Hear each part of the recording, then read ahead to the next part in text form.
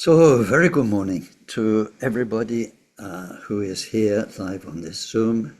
And if you're joining us on YouTube, then good morning or good afternoon or good evening, wherever you are and whatever time of day it is. So this is the third and the final teachings in this short course, which is an overview of Dharma, the Buddhist teaching. So let's start with a really excellent, good motivation, a big mind, a heart full of love for all of our fellow beings, and a very, very happy mind to still be alive on this brand new day and to have this precious opportunity to reflect on Dharma together. So let's generate that bodhicitta motivation as we do some prayers.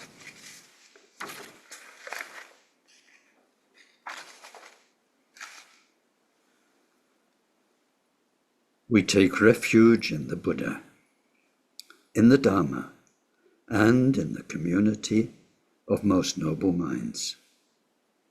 From this moment on, until we reach the very heart of enlightenment. Through the practice of generosity and all six transcendent virtues, may we reach total awakening and every enlightened quality to be able to truly help sentient beings so lost in samsara. May each and every being be well, live long, be healthy, be well provided for, have good friends, find respect, live in places of peace and plenty, and most of all, may they practice Dharma. May they each create the causes for these good circumstances to be their wealth in future lives. May they be free from suffering and from creating causes of future suffering. May they discover the natural, sacred well-being totally beyond suffering and attain the great equanimity that's free of closeness or distance from anyone. Dhyata shame shamavati shameta shatra Om kore marajite karota ke yori tejuwati Oloyani bishudani male malapana ye kukure kakagrase Grasana umuki paramuki amuki Shamme dawane sawa graha bandhanane Nigri hitva sawa bhava pravadina Vimukta marapasha savitva buddha mudra Annudgatita savamare putsarita parishuddha pigashantu savamara kamani.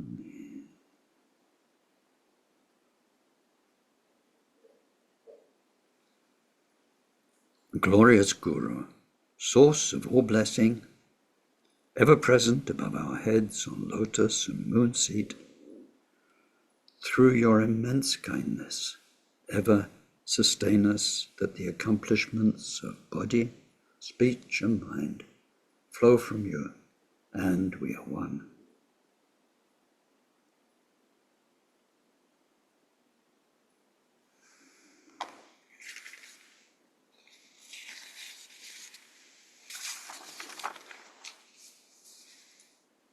Oh, so far we've looked at Dharma in its very root meaning as a term, and which is things, the truth about things, what things are, how they work together, and especially the things or the phenomena of mind. And we see how the Buddha, the most enlightened, the wisest, the most peaceful, the most kind being, whoever walked on this planet, how the Buddha helped those around him to become more and more truthfully aware of the way things are and the way things work within us, in our mind, and around us in the world through the power of karma. We saw how that's encapsulated in the four great truths, the two truths and the one unique truth of Buddha nature. And we saw how the Buddha taught. And this is very important.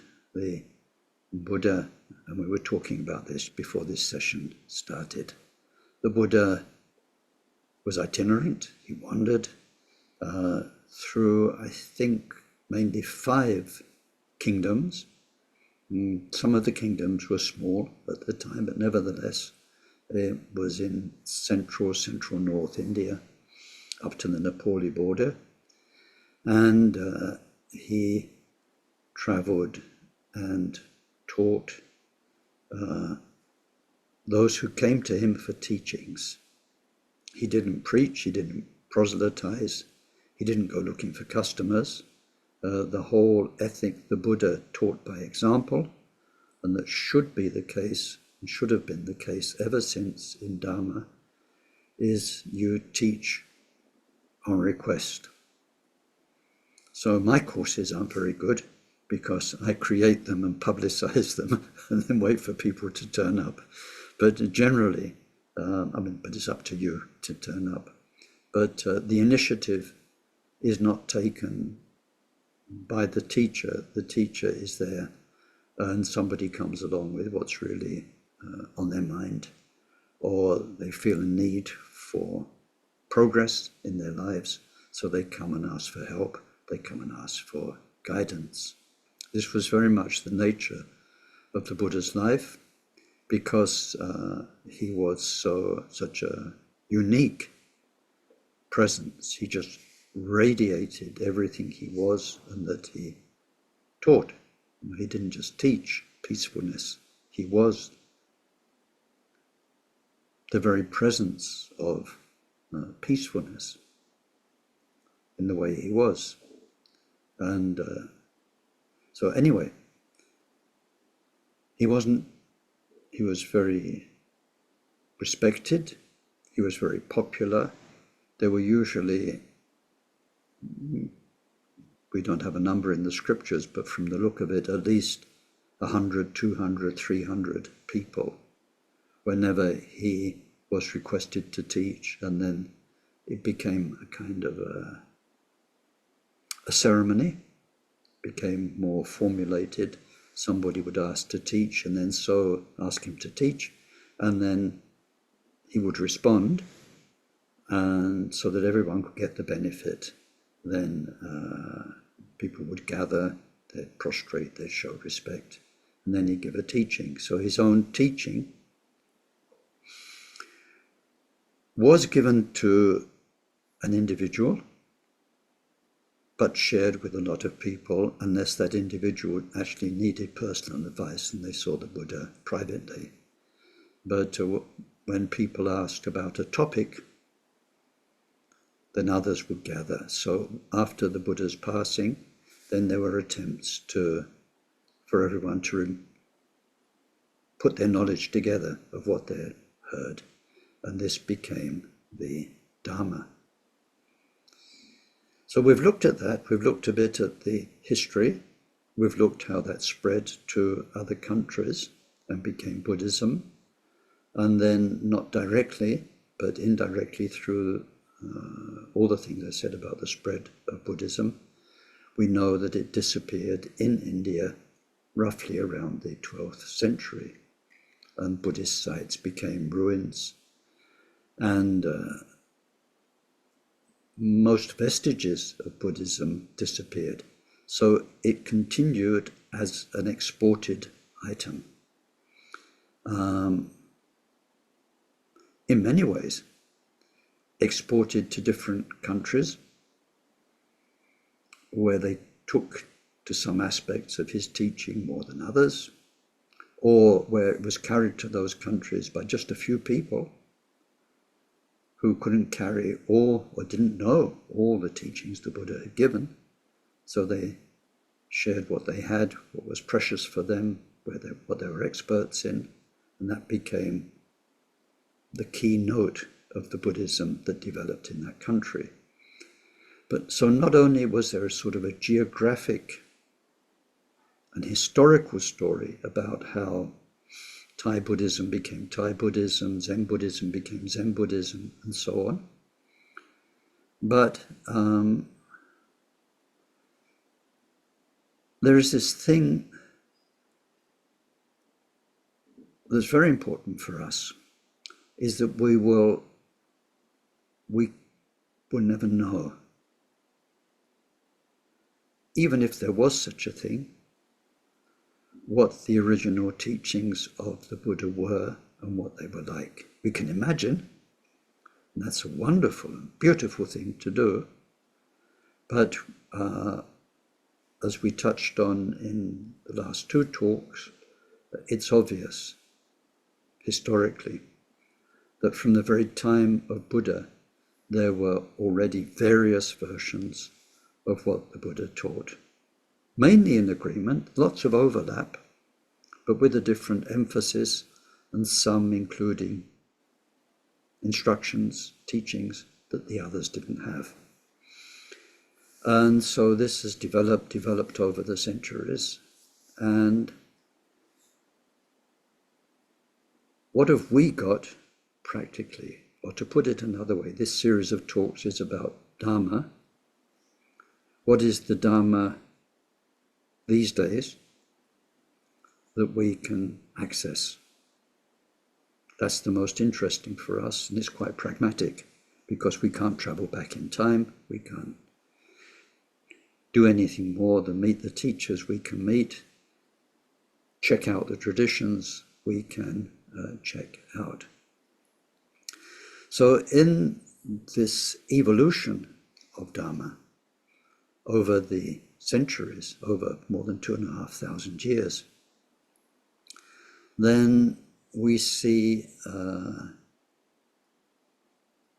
one big change that happened about 500 years after the Buddha, which is the emergence of Shastras.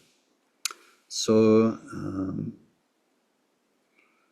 today we look briefly at two terms, Sutra and Shastra.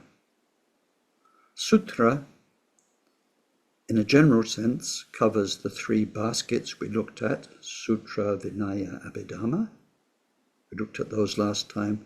We saw how Abhidharma was a later development in many ways, but it's implicit in the Buddha's teaching. It's not something new, but it's a very thorough formulation of bits and pieces from here and there in the Buddha's teachings. So it's giving us a structure to what the Buddha taught. So the three baskets, which we call Sutra, Abhidharma, Vinaya, altogether we call Sutra. When you hear the word Sutra, what should be in your mind is Buddha taught.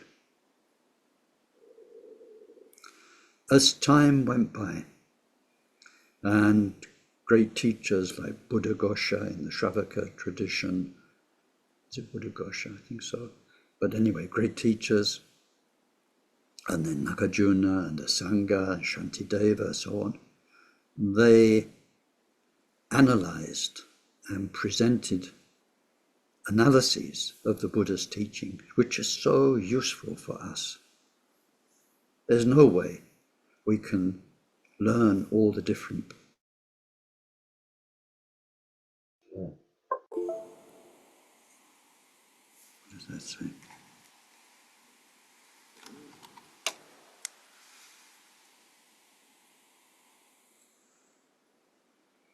My computer's playing with my microphone. Anyway.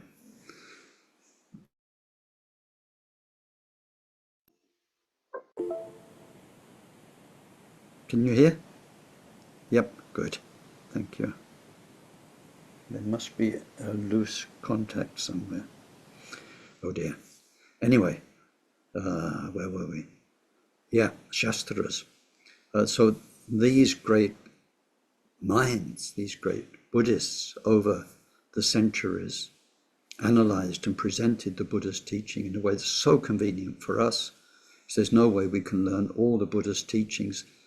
And then, even if we could have in mind all of the Buddha's discourses on any one topic, you need to think he said that there, this to this person, that to that person. We need to sort it all out for ourselves, which is what they did in the first few centuries of Dharma. They learnt and rehearsed and recited as the Sangha the Buddha's teachings as they had them, and they practiced the meditation instructions he'd given. And then as writing emerged,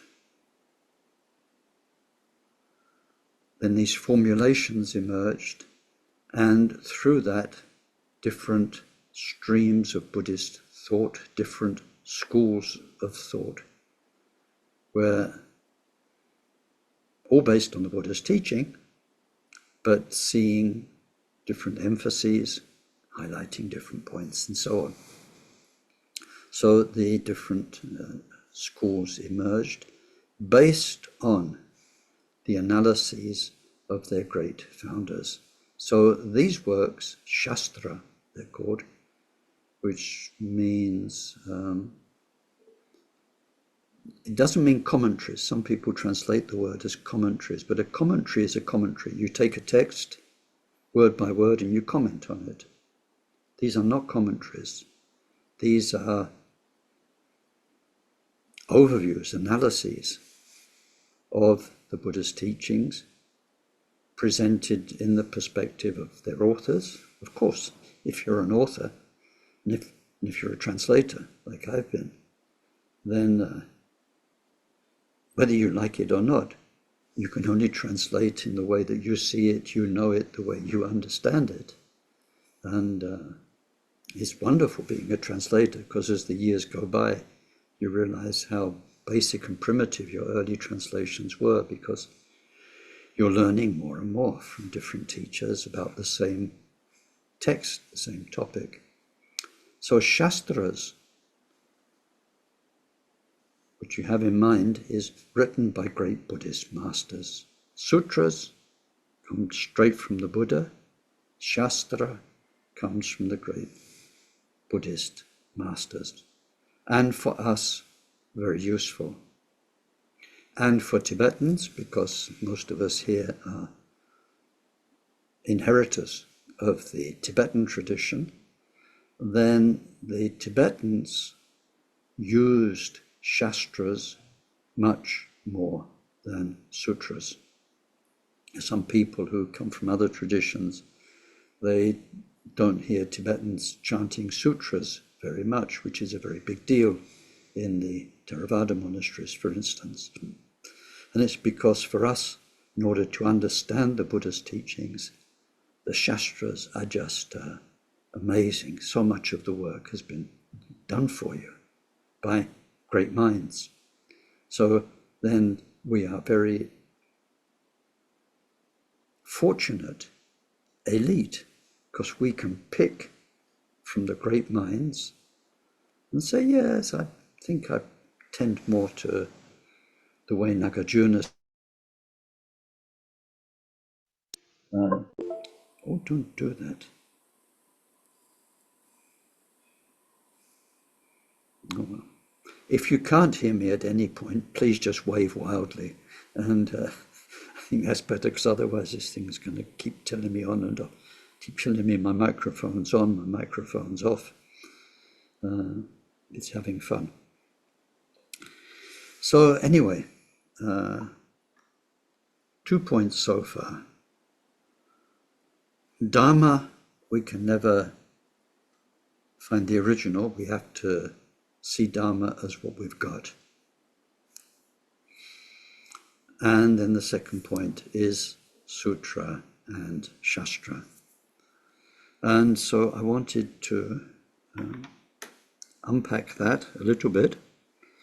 And so when we look at the Buddha's teaching, what we saw before were that, I think in the last session, it addresses three parts of our life. The Vinaya, about conduct, addresses our body and speech, mainly in relation to other people. What we say, how we don't steal from other people, that's physical, our body does it. We don't kill them, we don't harm them, and the sexual conduct is pure, respectful, and so on. So, body and speech, morality, ethics is in the Vinaya basket of teachings. That's one area. Another area of our life is our own inner world, meditation, how we understand our mind, work with it, try and make it better. That's mainly the sutra basket.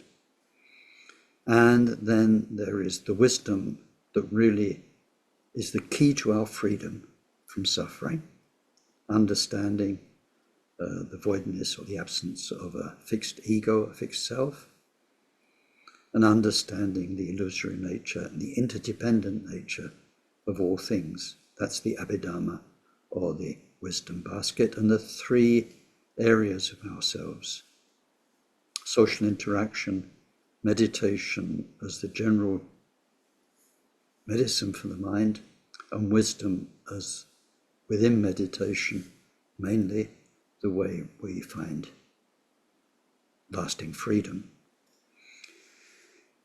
Altogether, what those three areas of the Buddha's teaching make for us is a path. So, as I said in the very first talk at the beginning, what is Dharma?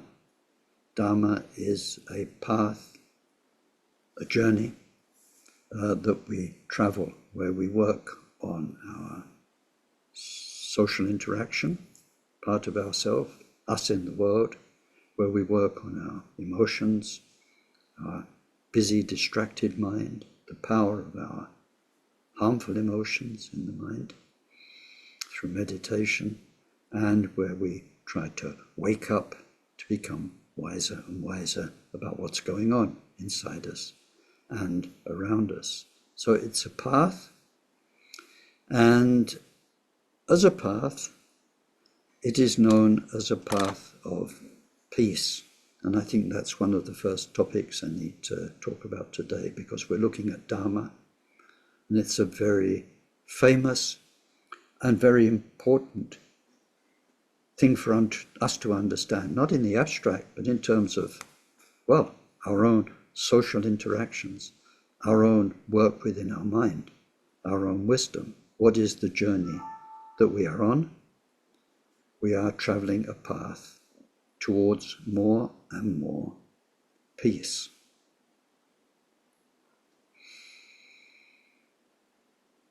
The peace goes along with another term, which you may have come across more generally in Indian religions, which is ahimsa.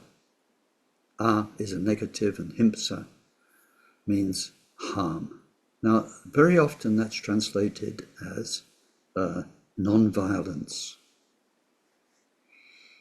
And it's not a good translation, because violence is a very extreme term. And I don't think any of us here is probably a violent person. I hope not. But I think we've all got himsa. We are not ahimsa without it. I think we all probably are still causing harm. Harm to ourselves, harm to other sentient beings, harm to the environment. So ahimsa means without any harm, without any harming. And that's really what peace means. So this path of peace is what we're traveling. It's what Dharma is there to help us with. It's the advice, it's the practices of meditation and so on. So then the question comes, what is peace? And what is a peaceful human being? And what did the Buddha embody as the most peaceful person ever? What is peace?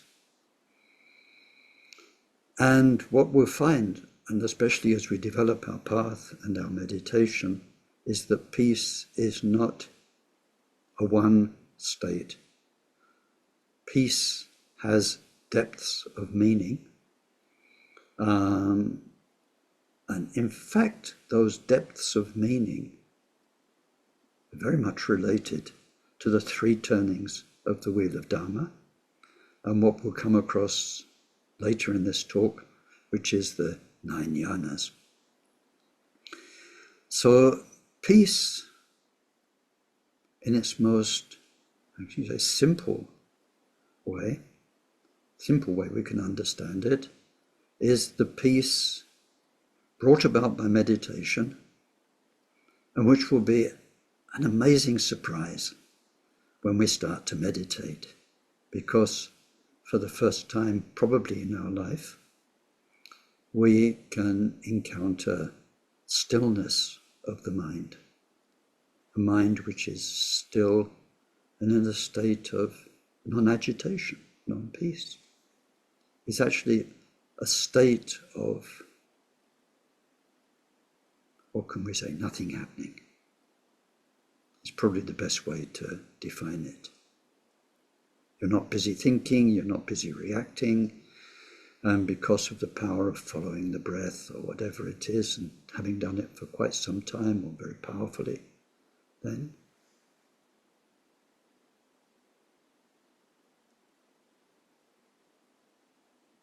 it's quiet. That wasn't the microphone. Stop working. It's quiet.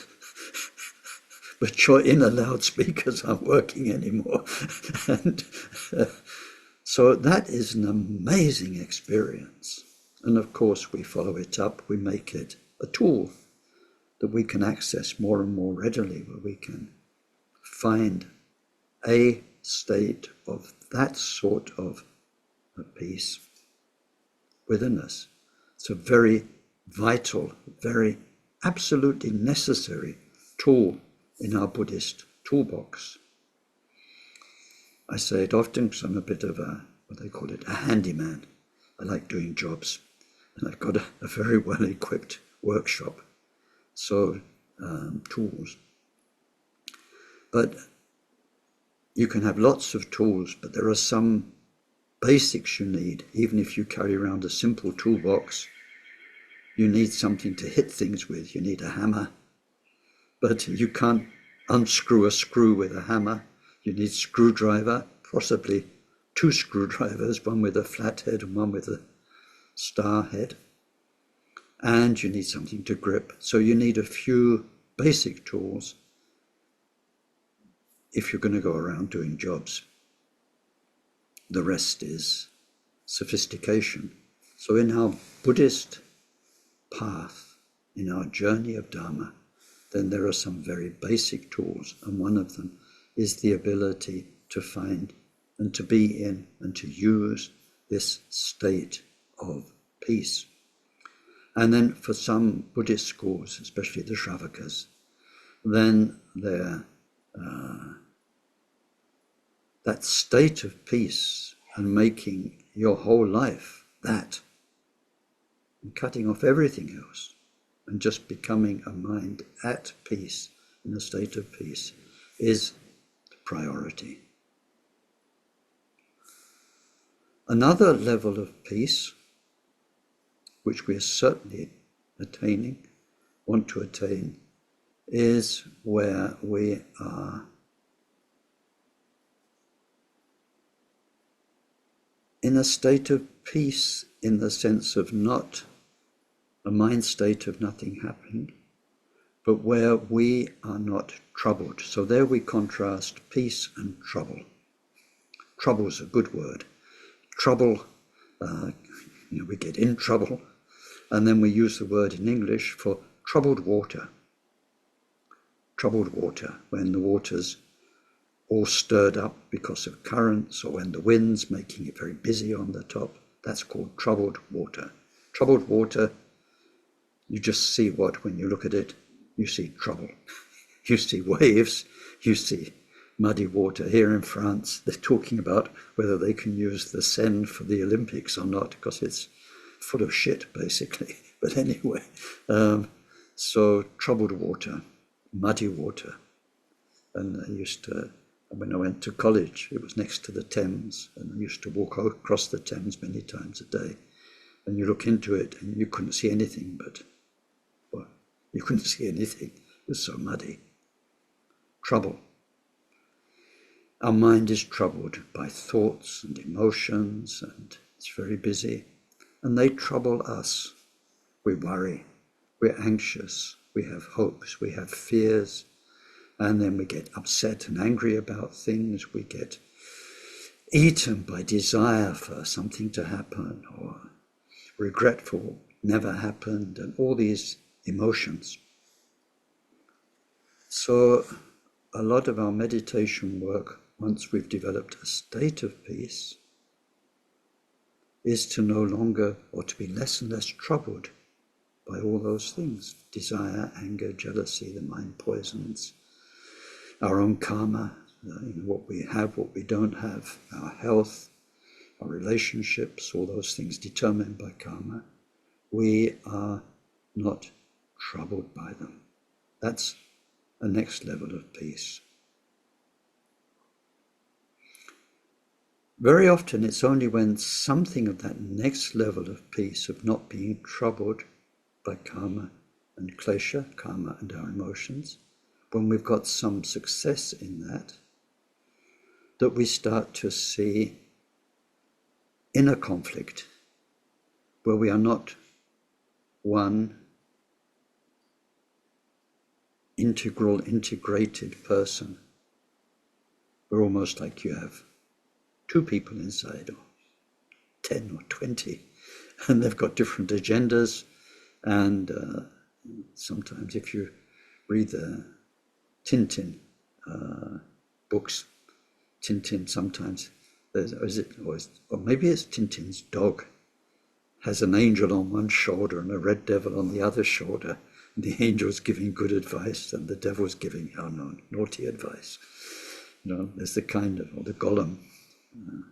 So anyway, sometimes there's the two, but sometimes it's much more than that. We've got a whole crowd of people who are all, one way or another, Ken. And they've got different agendas, sometimes quite conflicting agendas. This is quite subtle. This is something you maybe wouldn't admit to. We see okay.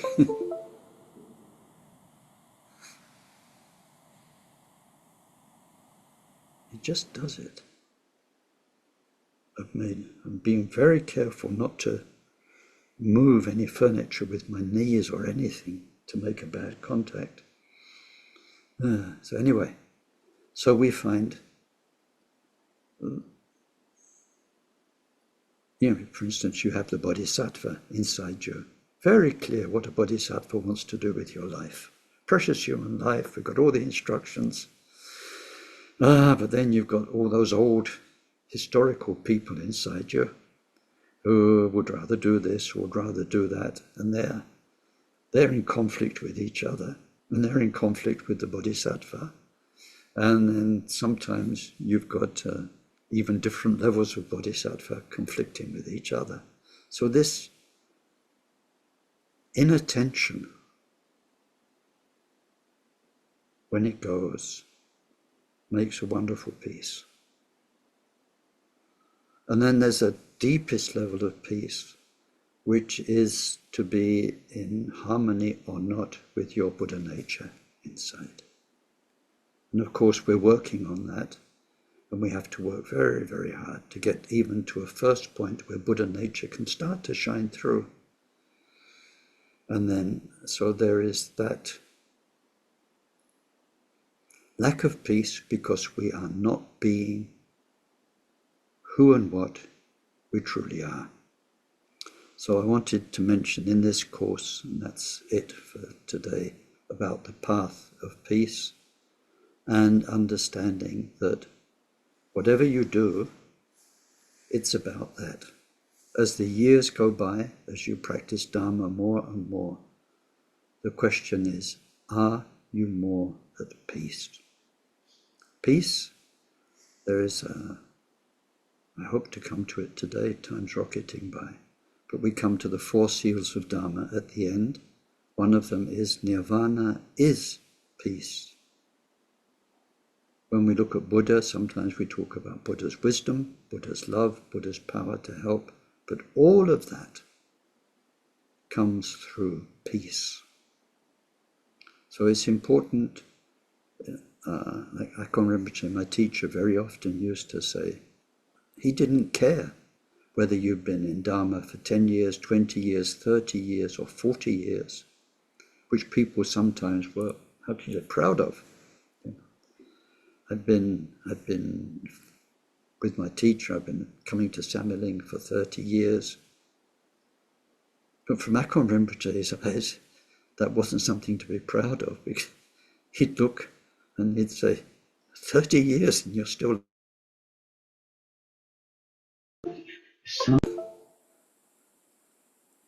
30 years and you're still, thank you, 30 years and you're still like that.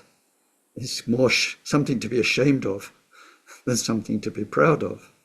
And like people, sometimes they clock up, they've been to all of these teachings with that one, the Dalai Lama's this, they've been around a lot, they've got a Buddhist CV, which there's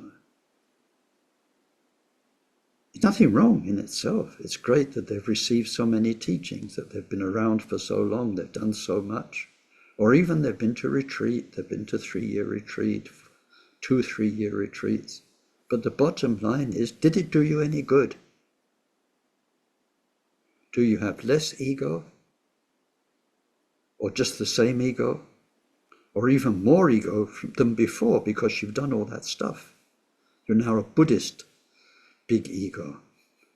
That's no good. Are you more compassionate? Are you more loving and kind and caring to others? Are you more humble, or are you more proud? And then in these different levels of peace, this is the key. Have you found peace? Are you at peace in all those levels? This is a very important guideline of Dharma. And we should measure our Dharma progress like that, not in terms of all the practices we've clocked up, the empowerments we've received, the number of things we've done. But it's a question of quality, not quantity. So that's another point from today. And then, now, very often, and in this short series on Dharma, I've talked about the 3 turnings of the wheel of Dharma and how they form the basis, the first turning for the Shravaka teachings, Hinayana teachings they're called sometimes. How the second turning of the wheel of Dharma is the basis for the Bodhisattva teachings, and how the third turning, Buddha nature teachings, gives us the basis for Vajrayana theory and practice. So, Hinayana, Mahayana, Vajrayana. You'll hear this a lot in Tibetan Buddhism, the 3 yanas.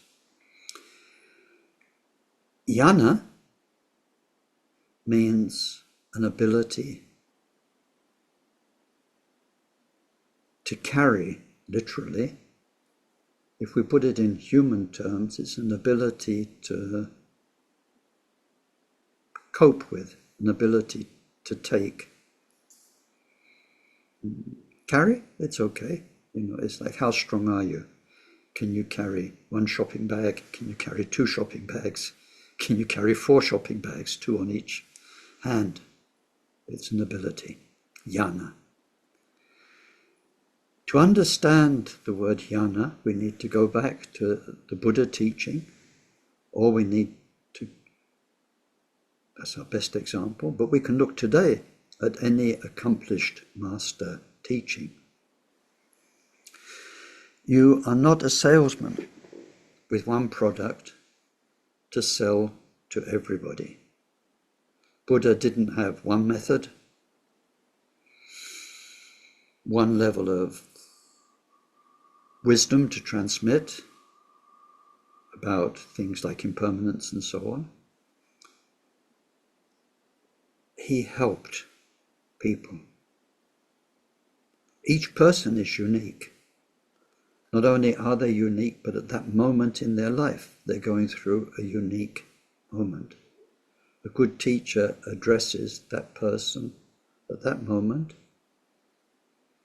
And the texts say in terms of their aptitude and aspiration, which aren't always the same.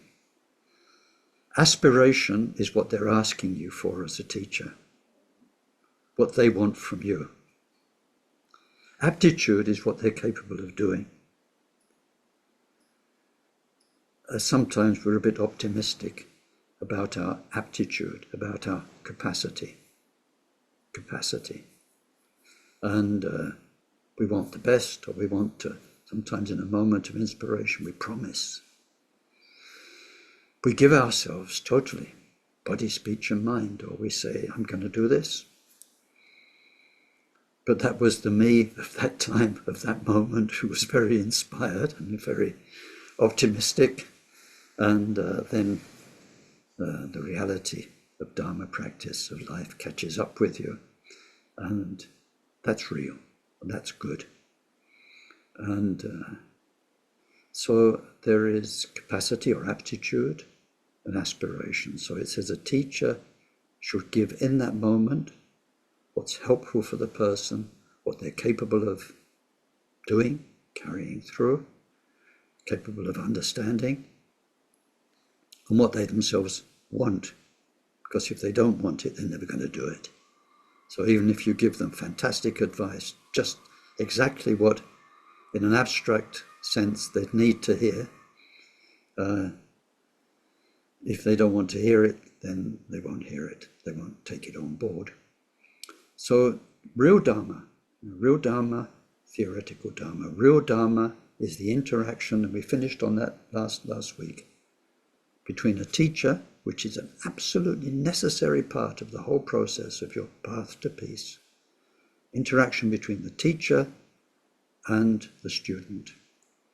So now when we look back at all the Buddhist teachings, and the teachings developed from the Buddhist teachings by our great masters over 2,500 years, then we see the 3 yanas, of course, that some people are only capable of so much, and for them the basic teachings are excellent, perfect, just what they need. For others who are capable of more, then there are the Mahayana Bodhisattva teachings. But if those Mahayana Bodhisattva teachings have been given to the first type of psychology, the first type of personality, they wouldn't have been able to cope. They'd have failed, they'd have felt bad about themselves. It would have been wrong to teach somebody something that's beyond their scope, beyond their capacity at that time. But for those capable of more, then there was the Mahayana, and for those within the Mahayana capable of handling it without getting confused, there is the Vajrayana, which is based on the Buddha nature teachings. Powerful method based on the teachings. So let's look very briefly at those, and then expand those 3 into the 9 yana. Deep breath, 3 seconds pause, sip of coffee, or whatever your beverage is, and So the three yanas. The Hinayana, or we call it Shravakayana these days, because Hinayana is not, some people say it's not very nice terminology, it means lesser. It's not lesser, it's the best for the people it addresses. It's like a medicine, you know, we saw last time. Buddha's like the doctor, we're like the patient. Dharma is like the pharmacy, and the Buddha prescribes from the pharmacy. So the best medicine is the one that cures your sickness. Simple as that. It may be a very simple medicine, but then, you know, somebody's got a headache, you give them an aspirin, you don't need to put them on 3 months of steroids, you know, because it's a more powerful medicine. And somebody who needs 3 months of steroids, an aspirin's not going to help. So Hinayana, that type of mentality is, very briefly, somebody who is sick and fed up with suffering, especially their own suffering, their own lack of peace, their own inner conflict, and so on. And they want out. Buddha. So the Buddha gives them the teachings about how to put an end, once and for all, definitively, to the processes of suffering. Suffering comes from karma. Karma comes from our klesha, our negative emotions, harmful emotions. They come from the illusion of ego. That comes from ignorance. So you work on all of that, and your mind becomes free from suffering forever. It's a type of mentality that longs for that, can work for it, but that doesn't have the space and doesn't have the past life karma of development of loving kindness and compassion, doesn't have enough loving kindness and compassion to take on a work which is an apprenticeship of how to help more and more other people achieve peace through the 6 paramitas. That will be too much. So the first type of mentality gets perfect teachings from the Buddha suited to them, and we call that the Hinayana. Hina meaning less, because end result, one person free. Count one. Hinayana count basically one, with some many excellent side effects. Mahayana, for those who from the outset can set off on the bodhisattva path, and who from the outset are learning to change their mind and their relationship with the world so that they are more and more helpful to those around them. To put it very simply, the end result is to become a Buddha, where you help endless numbers of beings. So not count one, but count uncountable numbers of beings. Mahayana. So it's called Maha, means great, Mahayana.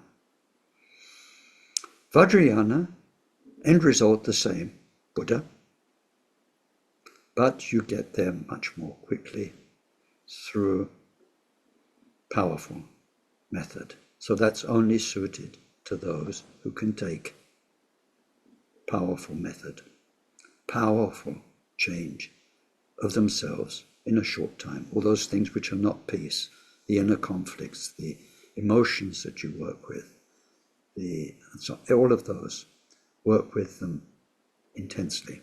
So that's Vajrayana. Vajrayana, which uses skillful method,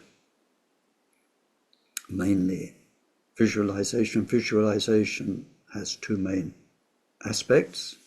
One is we use the imagination to the full, whereas in most other Buddhist paths, the imagination is a load of rubbish, so you want to get rid of it. Just our mind's in fantasy, it just goes off. In the past, in the future, it's playing around with ideas. It's like Hollywood on steroids, It's imagination, and it's controlled it's an obstacle to peace. It's an obstacle to being peaceful, being in control, being stable. So imagination is part of what we call the enemy for most Buddhist paths. But the imagination is so powerful, and it's so omnipresent. When we look at the mind in detail through meditation, we see how present imagination is. And so we harness the imagination by visualizing. And not only do we harness it by visualizing, but we harness it so intelligently by getting to the basic trouble, which is ego, a historical self-image. And we make our self-image, what we identify with, what we imagine ourselves to be, as Buddha, which is what we really are. Now, right now, in this moment. So Hinayana and Mahayana are paths in the sense of time where we're heading for freedom, we're heading for Buddhahood over lifetimes. Vajrayana is the path of the present moment, where we know Buddha is always there, is there right now, and we use our imagination and many other tools, but mainly the imagination at the beginning, what we call the creation stage, to tell ourselves again and again, and to actually live it, be it, to become Buddha, become Chimrezik, become Tara, become whichever Buddha it is. So Hinayana, Mahayana, Vajrayana, those three. We have an analysis of 9 yanas, which is very interesting, and we'll go through it briefly.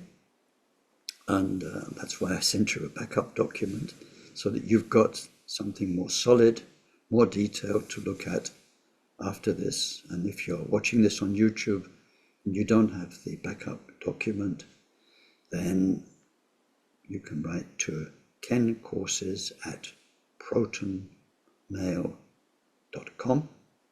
It's on the web pages, and I'll send you the backup documents with great pleasure. But anyway, the 9 yanas. So there we see, let me bring up the document.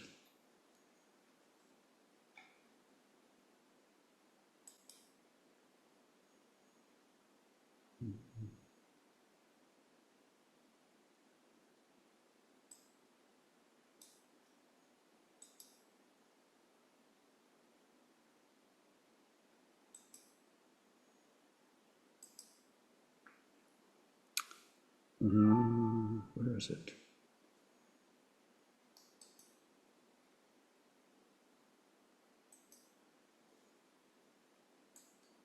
Can you see 9 yanas document?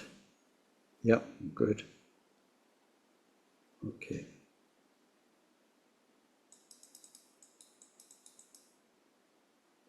Good. So you can see we have 3 main sections in the left-hand column: Sutrayana, and then Tantras, Tantrayana, Vajrayana, the outer Tantras and the inner Tantras. The Sutrayana is, we had in an earlier talk on Dharma, Sutra is anything that can be thought about, talked about, written about, structured, presented, learned in that kind of a way. So there's Hinayana Sutrayana and Mahayana Sutrayana. The Hinayana, based on the first turning of the wheel of Dharma,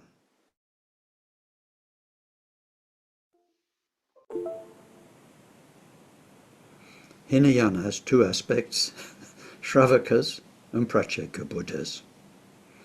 Now Shravaka means those who listen, means those who have heard. You see many of the Buddha's sutras, they start, "Thus have I heard." So those who have heard, but heard didn't just mean heard, in the original meaning, it means I heard it, I learnt it, and I got it. So that's really good hearing. You heard it, you really heard it because you learnt it, and then you learnt it well enough that you got it, you understood it. Shravakas. They're most of the Hinayana or Shravakayana practices.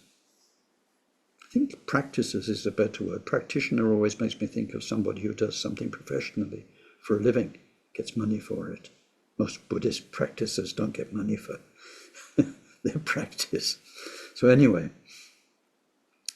but then amongst the Shravakas, there are those who are bright, and they are very bright.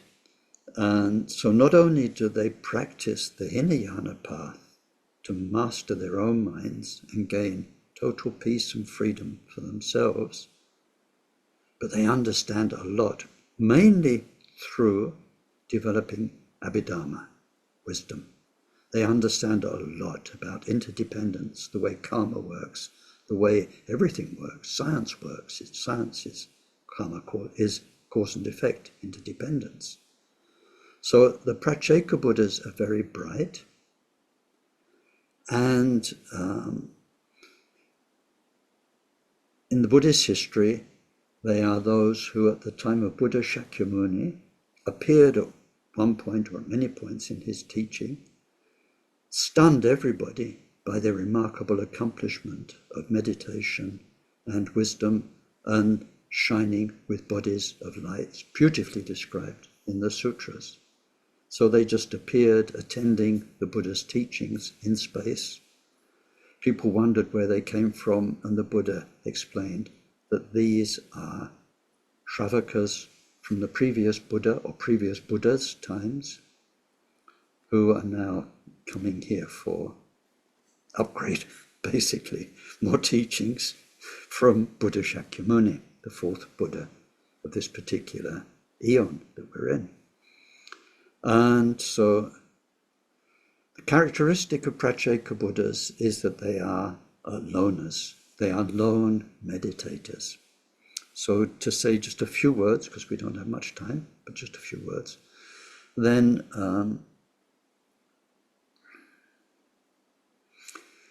they learn from the Buddha how to meditate. They're very good meditators. They master the first dhyana, second dhyana, third dhyana, and so on. All they want to do is meditate and meditate some more. They also study interdependence. They understand the 12 links of interdependent origination. Then, like all of us, they die. And it says when they're reborn, so they're good karma, they get a human rebirth, and then very early on in their lives, their past life power of their meditation and learning comes. So it says maybe they'll see one day by the roadside the body of a dead animal, a skeleton, a skull, and they think death, link 12, death is because of birth, link 11, birth is because of becoming, link 10, it all comes back. Blah! Samsara! Off to the woods, or the mountains, or the caves, to meditate, which they know how to do without a teacher. Or sometimes they meet a teacher through the power of coincidence, through karma. They learn very quickly. All they want to do is meditate. They improve more. They die, and so on, over many lifetimes. And then when a new Buddha comes to the world, then they are drawn by the power of their karma to the Buddha, Pratyeka Buddhas. So that's in the Hinayana. Their practice, because we're looking at Dharma as practice and understanding, their practice is different from the ordinary Shravakas. It's much more advanced. That's like university PhD level Shravakas. And then in Mahayana, there is the sutra level where we study all the Bodhisattva scriptures, Shantideva and all the others, where one is very learned and very well practiced in the Mahayana Bodhisattva path. Then we come to the Tantras and all the Dharma in terms of texts and teachings and instructions and practices and lineages of the Tantras, which mainly come not from Shakyamuni's Nirmanakaya, his body on earth in India that lived for 80 years, but they come from his Sambhogakaya. Remember, when we studied Buddha, he became Buddha and achieved all three kayas simultaneously and inseparably, mainly come from Shakyamuni's Sambhogakaya, manifesting in various peaceful and wrathful forms. So in terms of Tantras, we get 4 levels of Tantra. You can see them on the chart: Kriya, Charya, Yoga. And then you have to go down and left a bit, Anuttara Yoga. So you have in your text some instructions about these. As we go through them, from Kriya through Charya and Yoga up to Anuttara means highest, so highest Yoga, Tantra. We are going from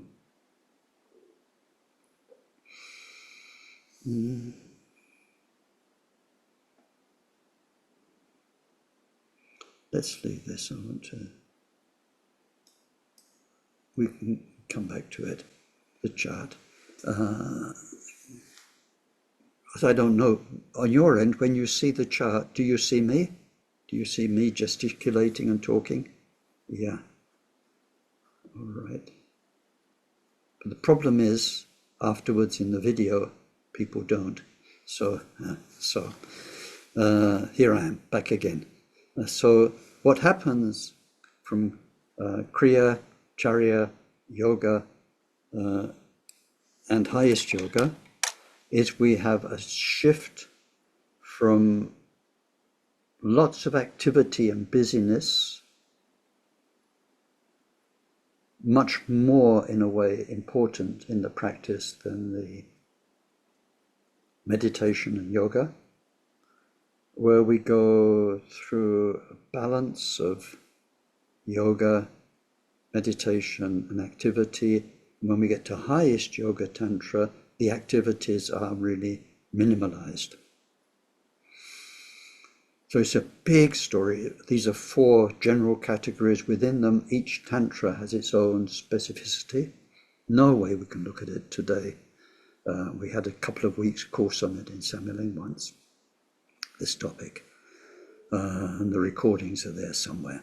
But anyway, with Kriya Tantra, which some of you may know through the Nyungne practice, you have a lot of rules, regulations, and activities. Kriya Tantra. So Kriya Tantra, you need a special diet. There are lots of foods you mustn't eat. You need a lot of cleanliness. There's lots of ritual purifications, washing, physical purity. The shrine, the way you look after it, is complicated. It needs to be very clean. And then there's lots of activities, like lots of prostrations and offerings and so on. It's busy. It's busy. And of course, there is meditation, and it's important, but so much is to do with prayer and practice. Wonderful Tantra, just through that. And people who do Nyungne practice, it's very intense, it's very strict. It brings a lot of benefit. But I see when people even just do it for 1 year, but people who do that as a regular practice, really is fantastic, suits them. So there's Kriya Tantra. And then you get Charya Tantra, which is, Charya means conduct, where there is more emphasis on meditation. And there's a kind of equal balance of so much time for stuff, prostrating, offerings, doing prayers, so much time for meditation, and then the deeper aspects of meditation. When we come to Yoga Tantra, then the emphasis is much more on the meditation, and there is practice to do. So I mean, if we look more in the details, just to give an example, in the Kriya Tantra, to get to the Buddha, to get to what people call the deity, it's not a very good term, but to get to the deity, like Thousand Dharm Chinrezik, you have many steps, and you're you to start with. You're very much like you, an ordinary being, and all through the practice, Buddha is like, it says, it's like the king, and you're like a poor person in the population. Now, Buddha is way up there, amazing, wonderful, brilliant, and we are me down here with my karma and prostrating away and purifying and then making offerings and so on. There's a big distance between you and Buddha, and gradually this distance diminishes. So it becomes more like king and minister, or like elder brother, younger brother, the relationship between you and Buddha as we go up through Charya and Yoga Tantras. And the procedure to praise the Buddha, prostrate to the Buddha, then make invitations, and then the invitation, Buddha comes a bit closer, then you do more things, and then more things happen. Phew, it takes a lot of work to get to the Buddha. And as we go up through Charya Tantra, Yoga Tantra, it happens more quickly. By the time we get to highest Yoga Tantra, in one moment you become the Buddha. Not after 25 minutes of prostrating, offering, prayers, invocations, endless mudras, and, blowing instrument. No, more and more of that in fifth time round. Everything becomes void. In one instant, you become Vajradhara. So that we've got this shift. So we have the outer tantras, Kriya, Charya, Yoga. And then we get the highest Yoga Tantra, which is called the inner Tantra. And that is really totally based on the Buddha nature understanding. And if you practice highest Yoga Tantra, as we do in the Kagyu Nyima traditions, then an understanding of Buddha nature you can't do without it. Absolutely necessary, everything based on that. It's that in this moment, right here, on this seat, we are really and truly Buddha. And we're going to live that. Not Buddha's way up there like a king, so different from us, a pauper. It's what I really am. Forget the rest. You're Buddha. Let's do it. So, based on the Buddha nature teachings, and then you'll see on the chart that within highest Yoga Tantra, so we've had in the Sutrayana, we had Shravakas, Pracheka Buddhas, Bodhisattvas, 3. In the outer Tantras, Kriya, Charya, Yoga Tantra. Now we've got 3 more, all in highest Yoga Tantra. The names vary. If we take the Nīmapa system, then you can practice Maha Yoga, Anu Yoga, Ati Yoga. Maybe some of you have seen that in the texts. Maha, Anu, Ati. In the Kagyu tradition, we practice similar things, different tantric lineages, but similarly. Father tantras, mother tantras, and little baby bear father tantras, mother tantras, and non-dual tantras.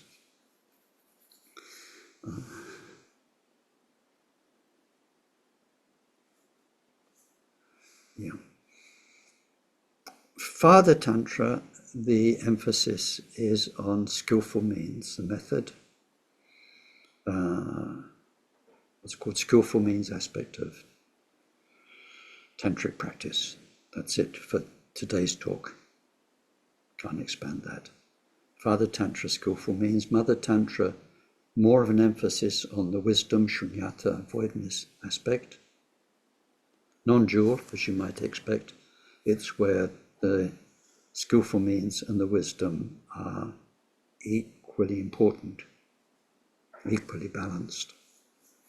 So, and then when we look, for instance, at the Kagyu lineage and what Mapa did when he went to India, what he brought back, we see how he brought back all of those, Father Tantra, Mother Tantra, non-dual Tantra, and the various practices which embody them, like Chakra Samvara, Vajrayogini, and so on. So what we're looking at, let's zoom back out now, yanas.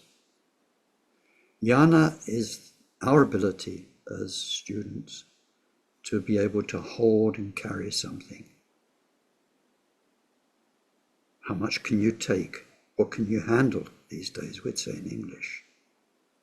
And we need to be given by our teacher what we can handle. I think you can see the senselessness of not having a teacher and just going online and I'll have Mahāti, I think. It's the best. They say it's the best, and so on. And it just makes no sense. It makes no sense. We need a guru. Then, okay, maybe you do need Mahāti or non-dual Tantra. So then you go to a Mahāti teacher and you say, hello. And then you do all the right things. Say, I'd like Mahāti. And if they're a real good teacher, they'll either look at you and say, okay, let's see, let's give it a try and see how you get on. Or they might just simply, if they're honest, say, no way. You, Mahāti. They probably won't do it like that. They do it very politely, but a teacher gives us the teachings we need at the right time, in the right way, in the right dosage, and we work from there. So that's something very simple about the 9 yanas. The overview, the only Dharma we have is what we have today. That's the real Dharma. In the Dharma we have today, if you look at its origins, it fits somewhere in those 9 yanas. If you have a really good teacher, then they will teach you from all 9 yanas,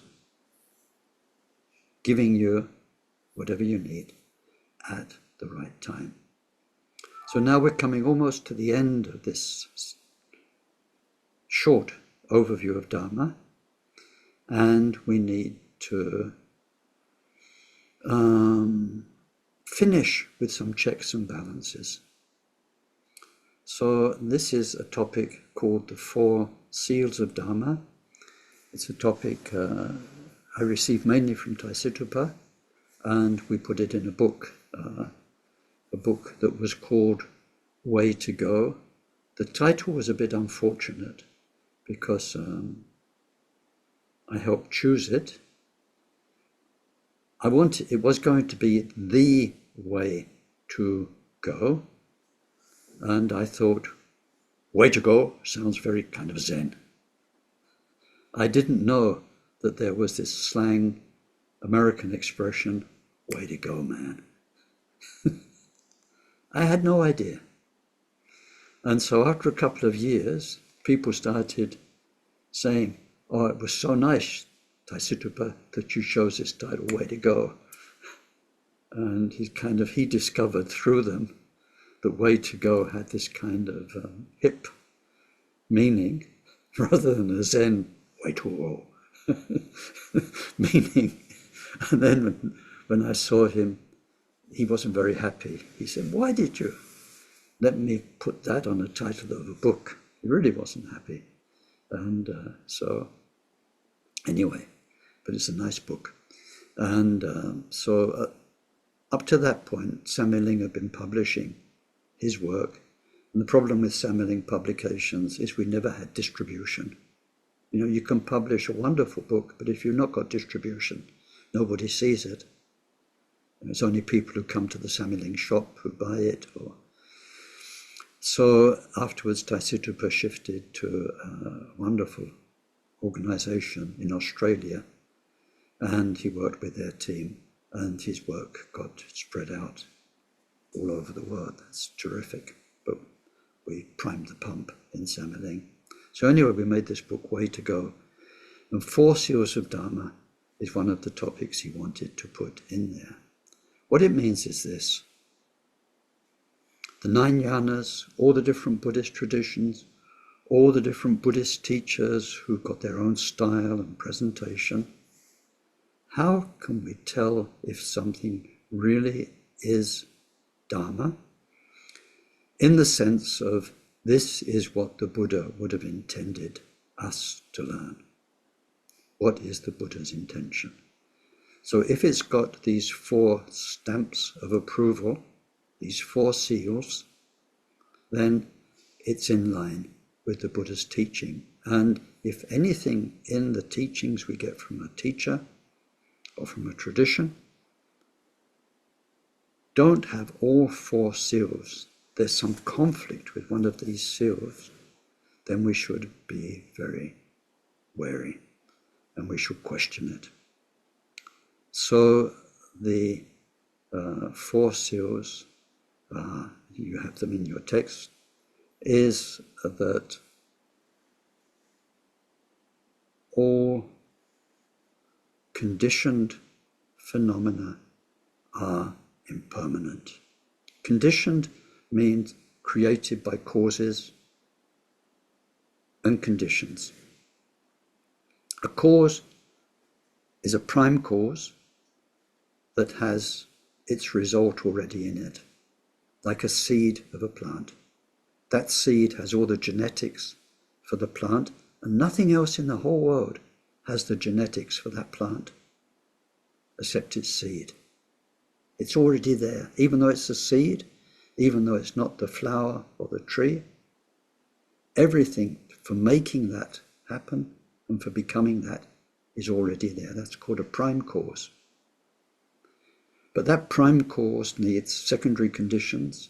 It needs soil, it needs water, it needs rain, it needs heat, fertilizer for it to happen. But all the other seeds that produce the different things, they need soil, they need sunlight, they all need those things too. So conditions, secondary conditions, prime causes, secondary conditions. Our prime cause is the creation of karma in the past. So we create a karma that already, by the moment we make it, has already got the end result in it, in a way. And then all these conditions, life circumstances, people, which make it come to fruition at one time or another in our story. I was listening to actually Salman Rushdie, the author, in recent days, a long 5-part interview.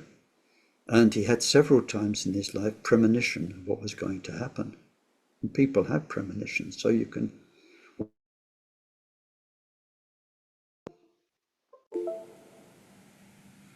So we can wonder, in some ways, about the future. We often get told, nothing, it's not happened yet. Anything could happen. We don't know. It's not there yet. But in another way it is, because it's already programmed in the karma. So people like Salman Rushdie, who have premonitions in their life, it means we're in dreams or open enough in waking life to sense the karma we carry, to tune into the story that's already written, but that's not yet on screen. So karma, causes and conditions. Karma, the prime cause, and then life circumstances, the conditions that make the karma happen in one life or another. Everything which is created by causes and conditions is impermanent. So if any teacher or teaching is telling you otherwise, it's not Dharma. And of course, it's a big part of the Buddhist teachings, the details on impermanence we study on their own. There's lots of them, lots of things to think about. And then second seal is all that is tainted involves suffering. Tainted means tainted by ego. So now we saw causes and conditions make impermanence. The cause, the prime cause, is karma. Why did you do it? Why do we do karma? Why do we make karma? Well, because of our motivation, because of our mind, because of our thinking state, emotional state. That's why we do things with body, speech, and mind. All of those come from the way we structure our self-image and our projections of other. That's called basic ignorance, ego. So tainted means tainted by ego, delusion. There is no ego. It's not that you've got an ego and it's bad.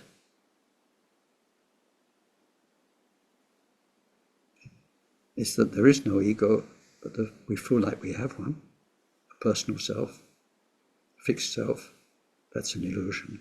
So that's tainted. Tainted means that once there is taint, now taint is not the same as non-virtue.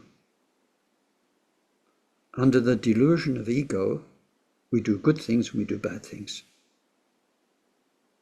So as a somebody in future lives, we get good returns and bad returns. We hurt others, we get suffering. We help others, we get benefit. But because the harm and the help, the good and the bad, were done with an illusion of me, self, then even if we don't get suffering in return, from our good actions to help others, we get relative well-being, happiness, good health, wealth, all those things. But you get reborn. And the price tag of being reborn: birth, aging, sickness, death. And more than that, we get reborn in a state and in a world of duality, of me and other, and me and other constructs. So the taint is ego and duality. And any reality that involves that, there's always suffering. Either obvious suffering, when life hurts through our bad karma, or the suffering of aging and death and rebirth through the more general nature of the process. And then nirvana is peace. So as I explained peace today, that there is such a thing as freedom. We can attain it. Nirvana is peace.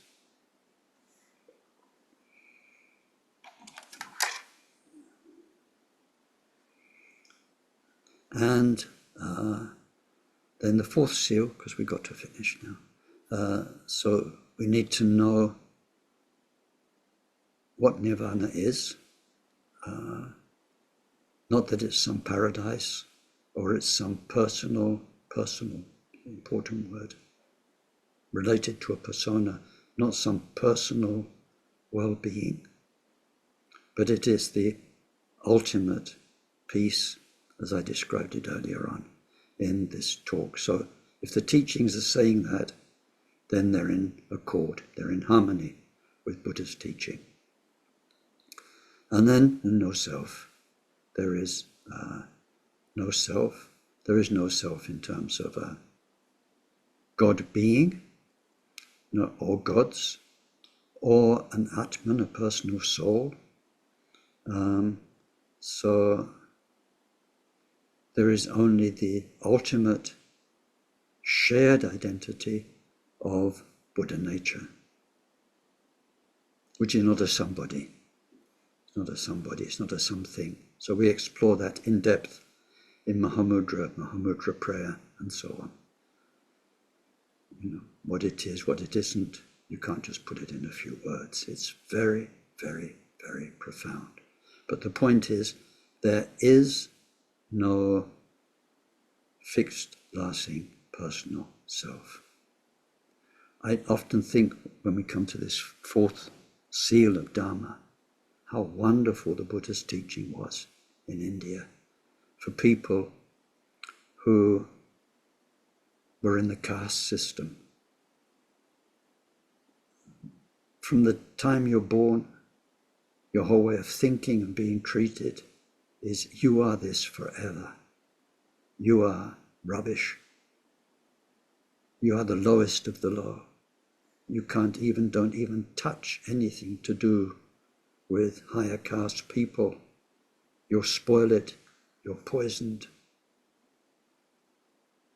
When you think of it, and then how the Buddha's teaching says, no, we're all so pure and perfect inside, and anyone, everyone can get there.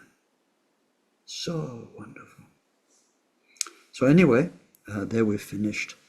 And one way or another, we've had a brief look at Dharma, which is so vast, but to try and get some general overall points about it that will be helpful in our own Dharma journey. So let's dedicate anything that was good and useful in all three of these talks to everyone. May whatever virtue was created by this session contribute to the state of omniscience being attained. By the main enemy, our mind's defilements, being completely defeated.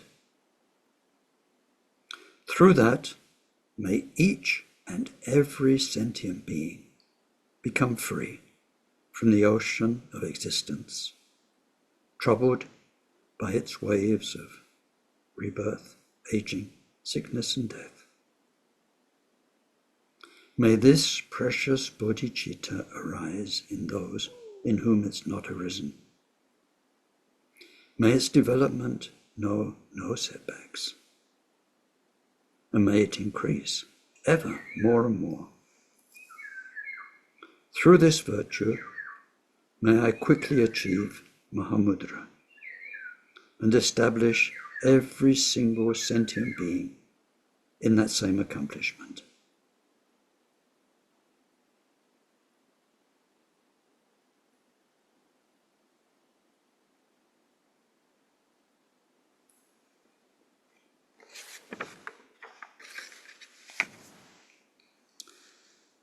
Thank you. So now,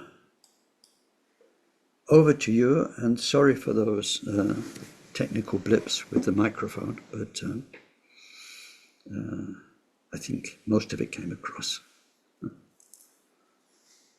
Is there anything you'd like to comment or to a question you'd like to ask? Way to go, Ken. Good. Yes, that was so embarrassing. I could have died on the spot. I just I'm not sure that I'm quite getting it. The four seals is the first thing that all composite things are impermanent. And yet the view of the Shravaka yanas, they regard the, for want of a better expression, external world as existing. So is that first seal implying that Shravakayana or Hinayana teachings are not complete or true Buddhist teaching. No, they see it as made of components, each of which has its life expectancy. So there is no world as a one thing which is permanent. There are lots of impermanent things happening and keep on happening and keep on happening, because they're generated by causes and conditions, but none of them lasts. So it says even this planet, they don't call it a planet, but they say this world that we're in just now, the known world in India at the time, will be destroyed at the end of the age by fire and the various elements, one after the other. Oh, okay, thank you. Yeah, it's the same as the teachings about ego. There is no one fixed, lasting self or ego, but what we are is many overlapping components, each with their own lifespan, of karma. But none of them is forever. None of them lasts forever.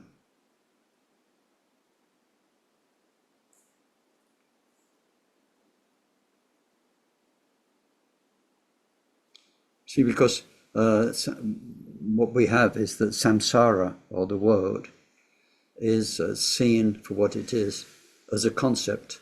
It's a human term to put a load of things into a group. It's not a something that's out there. It's like foreigners, the word foreigners. If you're in a country, it's our way of defining people, but it doesn't mean there are people out there who've got foreignness in them, who are naturally foreigners. It's a human analytical concept of samsara to describe all sorts of suffering.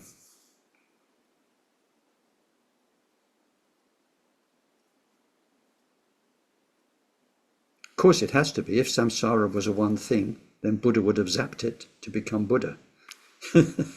Wouldn't have existed anymore.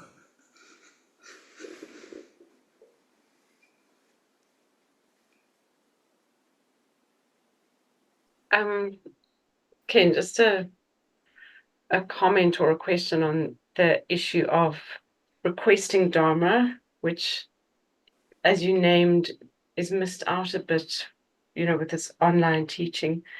And it was something Lama Rinchen also mentioned, that we, with this easy access to online stuff, that there's missing that process of requesting Dharma.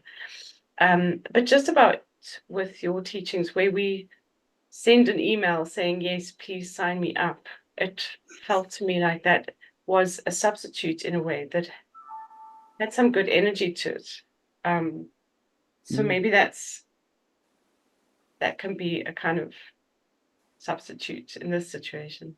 Yeah, I mean, this is the situation's fine.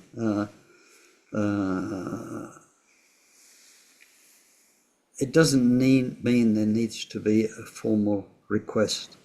The fact that it's on offer and you bothered to come along and it's available to everybody, then that's fine.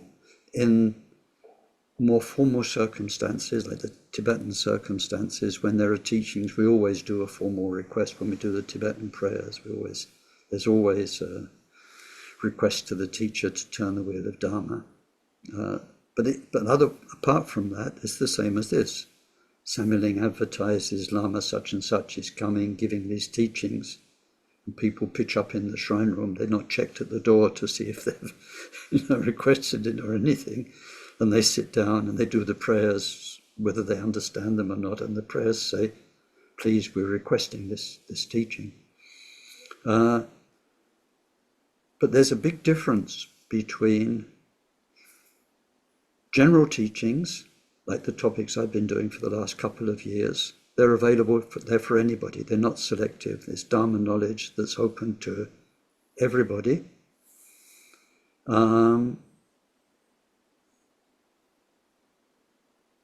And it's the sort of thing you can give in public. You can give to a whole group of people, tell them this is what the Buddha said about impermanence, blah, blah, blah, blah, blah, for an hour and a half, and finished. The need for a request and for vetting by the teacher is when it's one-on-one personal guidance, and that's very different. Or when it is more selective teachings, in which case either it says only people who've done this and this before can attend this empowerment, or people who've done the Ngondro, then there is some vetting. But when it comes to personal guidance, then it's very important that teacher and student are on the same page. And when we look in the Bodhisattva teachings, nothing to do with Vajrayana, just Bodhisattva teachings about teachers and student, then you have what are called the 4 dark actions to avoid. And one of them is being misleading towards a teacher. It's a very tricky subject, because you can go and you ask for teachings on this, you ask for advice, but it's role-playing that the teacher has to play. You go up as the disciple and you ask a list of questions, and some of it's surely very sincere, but there's also an idea of, I want to get these teachings on this topic. And so it's kind of like going to a shop. And so if that's sincere, it's fine, if it's natural. But when you are covering up your worst faults and just being a Dharma practicer requesting teachings, rather than you with somebody you want to have no barriers with, who knows you, they say in English, warts and all, who knows you for everything you are and can help you be a better person, is very different from Dharma practice. It's a bit, I don't know if I'm saying this very clearly, but in line with what I was saying earlier on, is that you can have gone to so many teachings, you can tick so many boxes on your Dharma CV. And part of us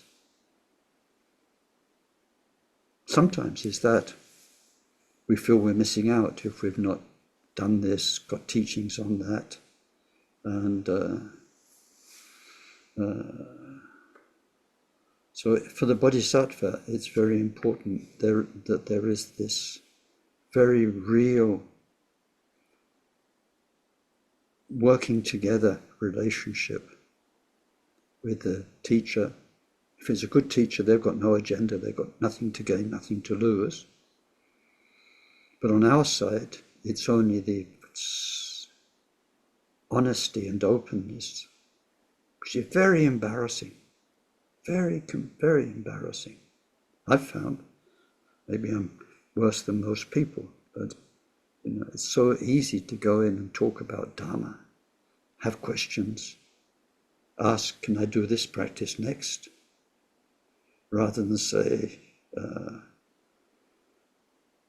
I've got this problem with my anger, I've got this problem. And I remember something Pema Chodron said. She said, lots of people come to me asking for help with their anger. Very few people come asking for help with their desire. Because we don't want to hear things about desire and attachments so much. But anyway, I think I made the point. I certainly don't expect a formal request, and I hope take myself too seriously as a Dharma teacher either. So I'm just, a friend here to help you. I'm not a VIP.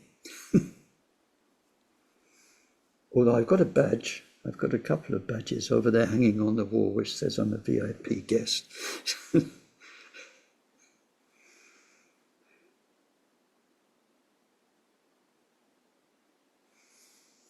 Thank you, Ken. And thank you so much for being so good about just having the blips, the technical blips. I thought that was a great example for us all, the way you just carried on, nice, easy. Thank you so much. Well, I mean, what else to do? At least it wasn't didn't last. Yeah. Wonderful teaching. Thank you. Okay. Ken, will the link for the Sangha teachings be the same as this, or will you send out a No, different one? I haven't even created it yet, so I can't. I'm a bit behind schedule with that because it starts next week. So I've got to create the series of Zooms and then finalize the support document. So I was also waiting for enough people to sign up so that I have my mail out list in batches of 23 people. So for local reasons. First batch. I was waiting to get 23 to have a first batch to send out. So those who have already signed up, you can probably get something on Monday. Ken, I'm so sorry I forgot to sign up. I always assume that it happens automatically for Yeah, some and reason. some people have said, please sign me up for all future teachings, but I've not got that list. So it's very helpful for me if you can just email kencourses@protonmail.com and just say, or make sure you've got the link for the next course. We do. Okay, everyone. Well, I wish you a very, very good week and see you very soon. Bye-bye. Cheers. Thank you. Very much. Thank you so much. Bye.